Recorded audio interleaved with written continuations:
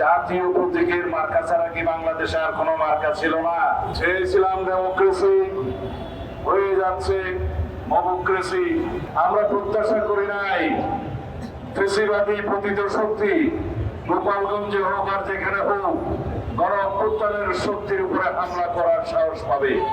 জুলাই ছাত্র গণ অভ্যুত্থান সংগঠিত করেছিলাম ডেমোক্রেসির জন্য।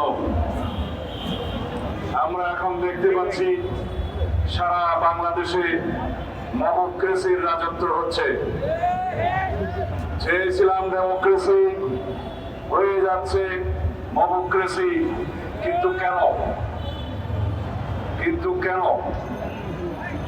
যারা গণ অভ্যুত্থানের শক্তিকে চ্যালেঞ্জ করার সাহস পাচ্ছে তারা কারা এবং কেন?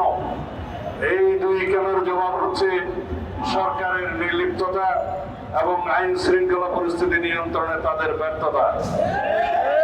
যে বিভিন্ন কায়দায় যারা ইস্যু সৃষ্টি করছে, সুপরিকল্পিতভাবে নির্বাচনকে বানচাল করার জন্য, সুপরিকল্পিতভাবে নির্বাচনকে বিলম্বিত করার জন্য যারা চেষ্টা করছে, তারা যেন আশ্রয় প্রশ্রয় না পায়, যেন জনগণের মনে কোন প্রশ্নের উদ্বেগ না হয় যে সরকার একটি নির্দিষ্ট দলকে বোধহয় সুবিধা দেওয়ার জন্য কোনোভাবে চেষ্টা চলছে। আমরা প্রত্যাশা করি নাই ফেসিবাদী পতিত শক্তি গোপালগঞ্জে হোক আর যেখানে হোক গণ অভ্যুত্থানের শক্তির উপরে হামলা করার সাহস পাবে। আমরা আশা করি নাই এই জাতি কখনো এই দৃশ্য অবলোকন করবে যে গণ অভ্যুত্থানের অমেধ সাহসী সন্তানদের উপরে ফেসিবাদী পতিত শক্তি হামলা করার সুযোগ পাবে, সাহস করবে। কিন্তু কেন? এই কেনর জবাব হচ্ছে যারা একটি নতুন রাজনৈতিক দল সংগঠিত করেছে, যাদের এখনো রেজিস্ট্রেশন নাই, যারা অনেক আবেগ তাড়িত হয়ে অপরিকল্পিতভাবে এমন সব রাজনৈতিক কর্মসূচি দিচ্ছে, সেই রাজনৈতিক কর্মসূচির কারণে আজকে সারা বাংলাদেশ অবলোকন করলো জাতির যারা গণ অভ্যুত্থানের অগ্রসেনানী তাদের উপরে পতিত ফেসিবাদী শক্তি হামলে করছে।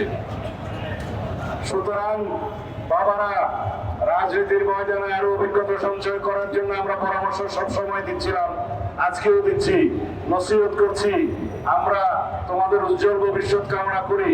বাংলাদেশের গণতন্ত্রের জন্য তোমরা ভবিষ্যতে অনেক বেশি অবদান রাখবে, তোমরা জাতীয় নেতৃত্বে পরিণত হবে সেই আশাবাদ ব্যক্ত করি।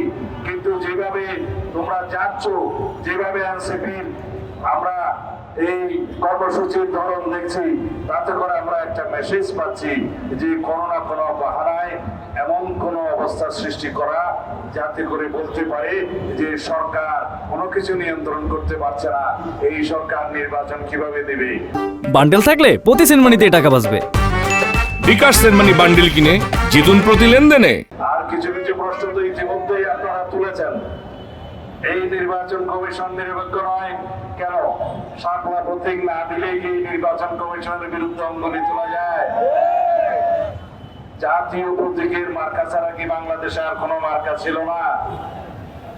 এই প্রশ্নটা আমরাও করতে পারি। যারা বলছে ধানের শীষ তো সেই জাতীয় প্রতীকে আছে, কিন্তু ধানের শীষের মার্কাটা যেভাবে আছে সেটা নির্বাচন কমিশনের তফসিলে আছে। সেই তফসিল অনুযায়ী এটা বহু আগে 1978 সালের আগে সেই মার্কা ওখানে বিদ্যমান ছিল। সেই মার্কা নিয়ে আজ পর্যন্ত কেউ প্রশ্ন তোলে নাই।